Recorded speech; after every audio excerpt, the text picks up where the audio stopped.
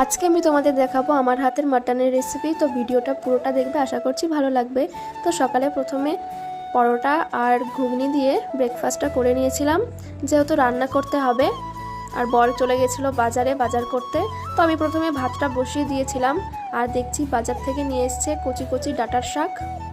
অনেক দিন হয়ে গেছে শাক খাওয়া হয় না, তো মাঝে মাঝে শাক সবজিও খেতে হয়। তো দেখো, আর এনেছিল মাটন। তো আজকে করব মাটন আর শাক। দেখো, আমি আলুগুলো ভাজতে দিয়ে এখানে মিক্সিতে মশলাটা পেস্ট করে নিয়েছিলাম। তো এখানে দিয়েছিলাম লঙ্কা। আমি এখানে কিন্তু কাঁচা লঙ্কাই দিয়েছিলাম, যেগুলো হালকা লাল লাল হয়ে যায়। আর দিয়েছিলাম আদা, রসুন আর সামান্য জিরে। তারপর জল দিয়ে পেস্টটা করে নিয়েছিলাম। দেখো, আমার পেস্টটা করা হয়ে গেছে। আমি কিন্তু এই রান্নায় কোনো শুকনো লঙ্কা ইউজ করিনি। তো যাই হোক, দেখো আলু ভাজা হয়ে গেছে। আর এখানে আমি নিয়েছি গোটা গরম মশলা, জিরে, তেজপাতা আর শুকনো লঙ্কা। আর এখানে দেখো ফোড়নে আমি টমেটো কুচি দিয়েছিলাম। এই টমেটো কুচিটা দিলে না টেস্টটা অনেক ভালো আসে। যখন টমেটোটা প্রায় গলে গলে যাবে তখন কেটে রাখা পেঁয়াজ কুচি দিয়ে দিতে হবে। তো আমি এখানে পেঁয়াজটা ভালো করে ভেজে নিয়েছিলাম। দেখো, পেঁয়াজটা ভালো করে ভাজা হয়ে গেছে। তারপর এখানে পেস্টটা দিয়ে দিয়েছিলাম, যে পেস্টটা আমি করে রেখেছিলাম আগে থেকে। তো মশলাটা ভালো করে কষাতে হবে। তো তারপর আমি সামান্য নুন, হলুদ আর কালারের জন্য সামান্য কাশ্মীরি লঙ্কার গুঁড়ো দিয়েছিলাম। আর কিন্তু আমি কোনো শুকনো লঙ্কা দিইনি। দেখো, মশলাটা ভালো করে কষে এসছে। তারপর আমি মাংসটা দিয়ে দিয়েছিলাম। তো এখানে ভালো করে মাংসটা কষাতে হবে। মাংসটা যত ভালো করে মশলার সাথে কষানো হবে তত টেস্ট হবে। তারপর আমি এখানে ভেজে রাখা আলুটা দিয়ে দিয়েছিলাম। আর এখানে সামান্য টমেটো কুচি দিয়েছিলাম।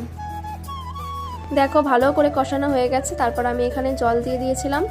জলের পরিমাণটা আমি বেশি দিয়েছিলাম, কারণ পরে কম বেশি করা যাবে। তো দেখো, আমি এখানে গরম মশলা গুঁড়ো দিয়ে দিয়েছিলাম। মাংসটা ভালো করে এখানে মিক্স করতে হবে। দেখো, আমি চর্বিগুলো কিন্তু মাংসের সাথে কষিয়ে নিয়েছিলাম। তো অনেকে না চর্বিটা পরে দেয়, কিন্তু আমি না মাংসের সাথেই দিয়ে দিই। কারণ যখন চর্বিটা সামান্য গলে যায় তখন কিন্তু মাংসের ঝোলে যে টেস্ট হয় সেটা কিন্তু এমনি ঝোলের তুলনায় অনেক বেশি ভালো লাগে খেতে।